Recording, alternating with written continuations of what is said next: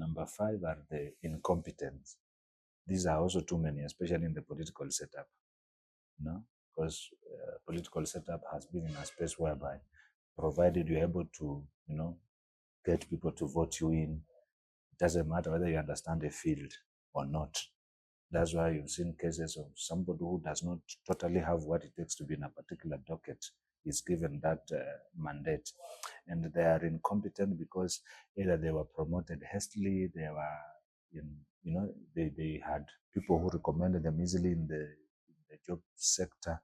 You get a CEO, like imagine having a CEO who doesn't even, a CEO in a manufacturing company who has never understood anything to do with manufacturing, anything to do with industrialization. So then when you are making decisions as a CEO, how do you make them when you don't have the requisite knowledge and experience? Because we are dealing with people who are sharper than you. If you are incompetent, you are dealing with people who are sharper than you.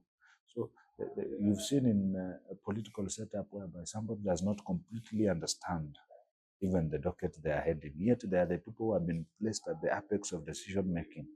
So when you are dealing with the incompetent people, you need to swallow your pride. You need to swallow your pride and share your experience and knowledge with them. You must help them. I've had a scenario whereby maybe, let's say, you are working in a setup whereby there's even a language barrier. You have been hired by a company whereby you go with a CEO in a meeting, and this meeting has people like Professor Lumumba who are speaking very deep English, and the CEO is not understanding anything, and he's supposed to come and close the meeting and respond to what was said by the speakers. So you must be able to have a large heart and help him, because this is a difficult boss who wants to exert his power but is incompetent. He doesn't understand. That's why you see people come up and they're leaving estimates that are not real. People come up and, the problem was flooding and somebody is talking about earthquake. The problem was medical and somebody is talking about weather, because the people, they do not have the techno-how to be able to solve that particular issue.